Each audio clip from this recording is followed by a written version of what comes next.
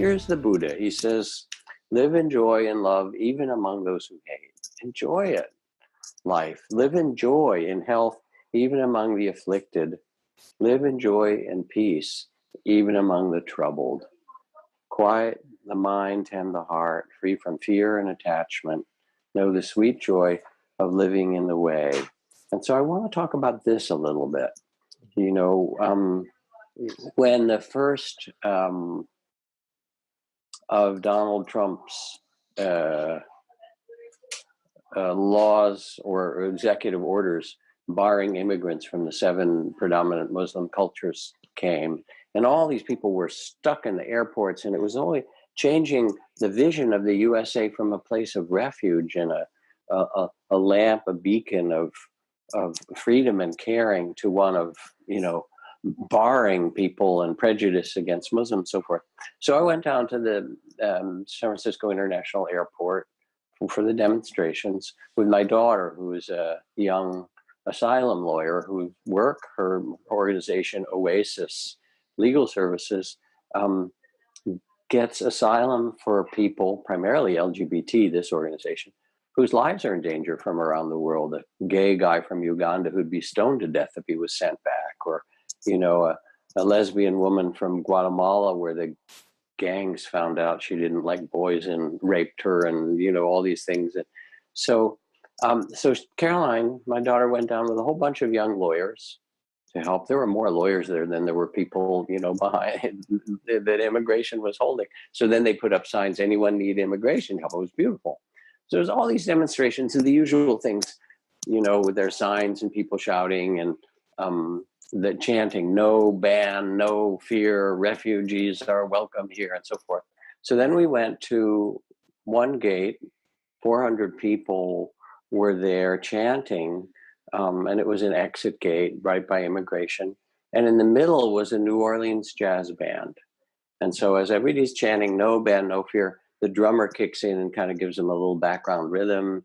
Then the sax player plays this great riff as it goes on, and the trumpet comes in and on top of it and plays. And pretty soon we're all chanting, but it's this beautiful New Orleans jazz chant, no ban, no fear, and everybody's dancing to it, and the cops are dancing. I mean, it was really fabulous. And it took what was a antagonistic energy for some people and made it into art. And everybody could feel the love. They knew we were there. They knew we cared. If anything, it was more visible. But it wasn't this old, you know, I mean, demonstrations have their place, but they're kind of an old form.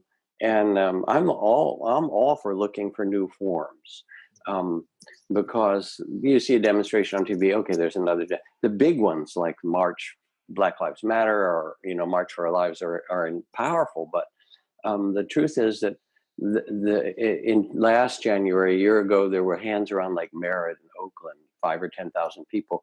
I'd like to do hands around the White House, 100,000, 200,000 people, clergy and children, hands around Congress. It's a very different archetype and image that we're together in this.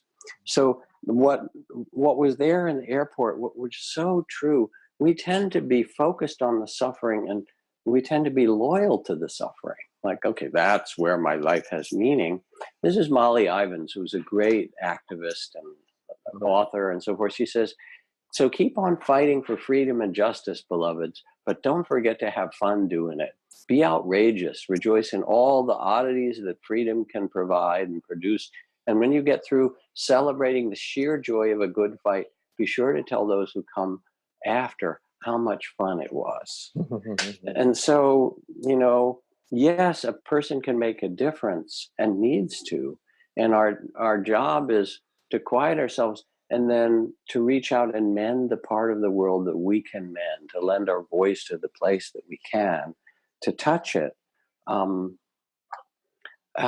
have a good time instead of, oh my God, you know, I can't sleep at night. And I mean, there are times when that's true. I'm not trying to take that away.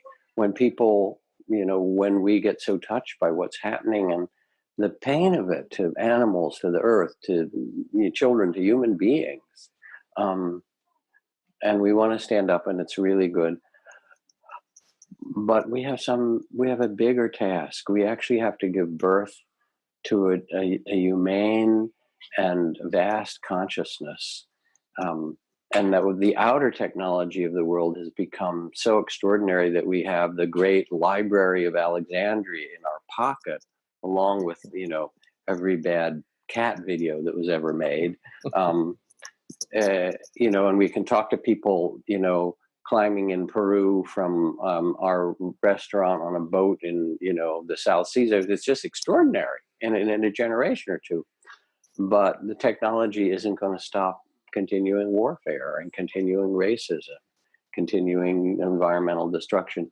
What is needed on this earth is not so much activism as it is a change of consciousness, because all this is born in the human heart.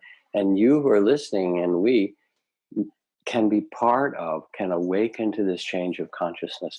And then we do the same thing. We go to the airport, or we go to, an environmental group and support and saving the oceans or whatever it is. But we do it because we love it, not because we're out of guilt or grief or anger. The only force that's going to really change the world is a change in consciousness. That's the reality.